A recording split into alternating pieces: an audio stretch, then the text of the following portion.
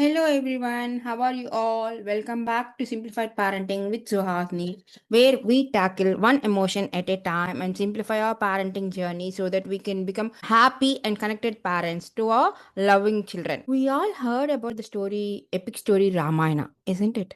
For those of you who have non-Indians who are listening to this podcast, Ramayana is one of the two important epic stories that had happened long time ago in India, for which even today we are able to find some living proofs.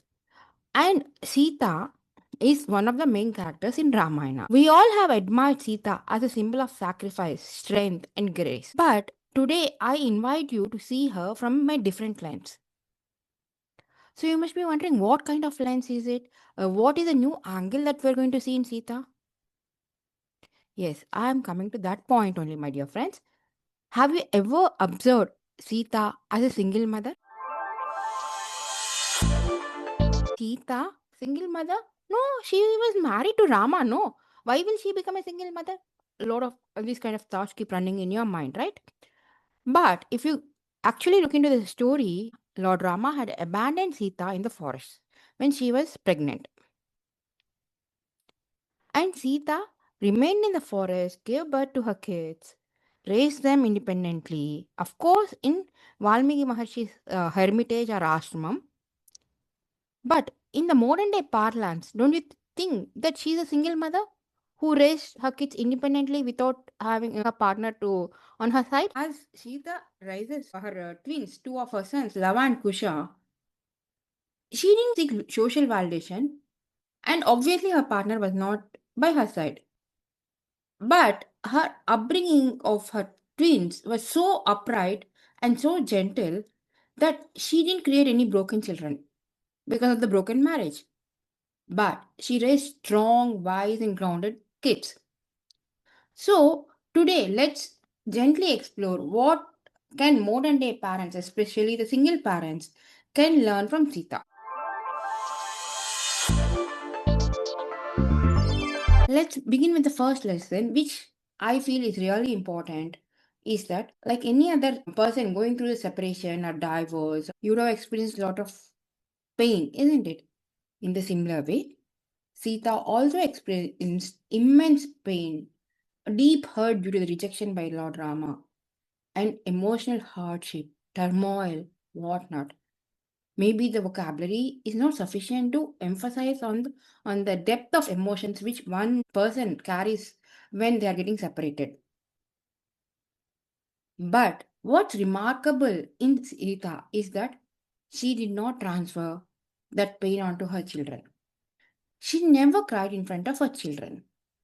I know she would have cried in definitely in the night and her pillow would have got wet, which is the case with a lot of modern day single parents. You need to vent out your pain. I totally agree to that. But while venting out your pain, you don't have to pass on your emotional baggage to your children. She, Sita has set a beautiful example for this, and she didn't raise Lava and Kusha with bitterness. She never complained or criticized her partner, Lord Rama, in front of her twins. She didn't make her kids responsible for her own emotional wounds. And this is a very powerful reminder for all of us that our pain is ours only to process and not our children's to carry. In the same way, like how our dreams are only meant for us and not for our children to fulfill them, isn't it? And the second most important lesson which we can learn from Sita is that whatever may be the circumstances you are undergoing currently, you have to pass on your family values, traditions, and culture to your children. Lava and Kusha were born as princes of the mighty kingdom Ayodhya, but yet they were raised in a simple hermitage, Valmiki Maharshi's ashramam, in the dense forest. There were no royal courts. The kids were sleeping on the floor, eating all the fruits and vegetables which are available in the hermitage. There is no luxury, no royal identity, no servants who are waiting for their orders. And these kids learned what all the skills that all the other kids in the hermitage learned, like Vedas, Upanishads, Sanskrit, and along with that, they also learned the skills that are required for a prince of a kingdom, like the warfare, the logic, the administration skills, because Sita wanted them to have all those skills which any royal prince will have, so that if required in the future they can go and occupy the Ayodhya's throne, which is ideally due for them. But she never showed them that this will be their future. She made the kids learn all these skills as a part of growing up without revealing why they are learning something separately. In this process, she ensured that the kids learn the values, the culture, the history of the royal kingdom, that is Ayodhya, and kids are well versed about Lord Sri Rama, his qualities, the way he takes care of his kingdom, his subjects, and everything. So, my dear friends, your circumstances do not define your children, but your values and the culture which you are passing on to your children actually defines them and will make them successful in their future. Sita had every right to fight her place, to demand justice, to reclaim her position.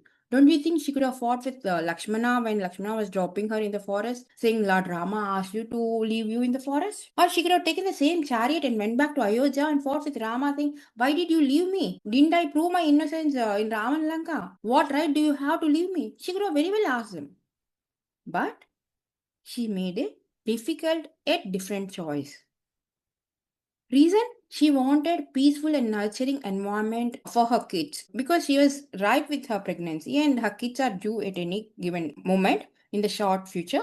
She wanted to live in a peaceful environment where her kids can be born and they can be given the required supportive and nurturing environment.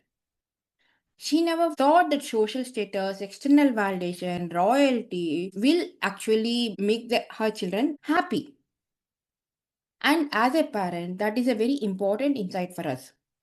A calm, emotionally safe environment more matters more than the luxuries, the wealth for our children. Our children need more connected parents, more calm parents when compared to all the luxury that the wealth can give it to them. They don't need 100 toys. They can happily lead their childhood without any toys as long as they have a loving parent beside them. And when Sita raised her kids, she never explained that Lord Rama is their father actually. She didn't rush to explain as soon as the kids got a little maturity. She didn't burden her kids' lives with the adult complexities.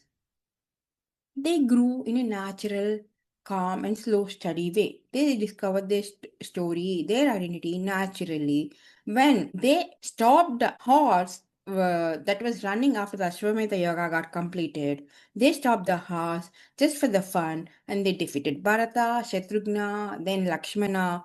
Then Rama came in to defend their position. And when Rama started fighting, that's when Sita rushed to the battlefield and to look at Rama and then to pass on the identity of Lord Rama as their father. She introduced her kids to Lord Rama in a very simple yet concise manner. And what does this teach us? It teaches us that truth should be shared, but with timing, sensitivity, and emotional awareness. And that is what precisely she had done.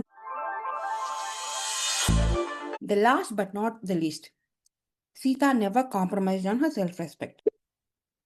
On that battlefield, when she introduced her twins to Lord Rama kept looking at Sita, and Sita just looked at Lord Rama and then prayed to her mother to come and take her. Lord Rama tried stepping in and asking, What happened? Why are you leaving? And the answer which she gave at that point of time is enough because she doesn't want herself to keep proving again and again just because somebody else told something. The very reason why Sita had to spend and raise her kids in the forest is because one washerman had told that Sita is not a good wife. So, to honor to that words of that washerman, Lord Rama had left Sita despite knowing that how good as a woman Sita is. So, she told Lord Rama is that my role in raising the kids is over right now, and they had reached a place where they need more of father support rather than a mother support. And now it's your job to take care of your kids, and I'm leaving to my mom's place. So, in that way, she never compromised on her self dignity. And in fact, I had the very same doubt as to why Sita has to leave earlier when compared to Rama. Why can't she go back to the royal palace and enjoy her life in the royal palace? And then my mom told me that how many times, how many days Sita will keep proving her innocence, her more morality to how many people? Just because one washerman told Lord Rama sent her away, tomorrow somebody else might come and tell that Sita is not good enough. That is the reason why, for a woman, it's her foremost right to actually safeguard her self-respect and dignity. How you keep up your self-respect and self-dignity becomes an important life lesson for your children.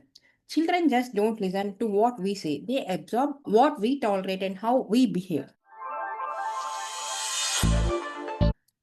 So, my dear friends, single parenting can come in many forms through loss, through separation, through life's unexpected turns, and it's not an easy journey. But Sita's life reminds us strength is not loud, it is calm and grounded.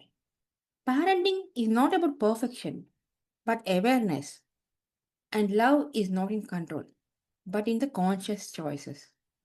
If this episode resonated with you, do share it with someone who might need this today. Because sometimes one perspective can bring a lot of healing. And if you're a single parent listening to this, you're doing better than you think. Signing off, this is Suhasini from Simplified Parenting with Suhasini. Keep smiling and be aware. Till the next time, stay connected and take good care of yourself as well as your child, my dear friends. Take care and bye bye.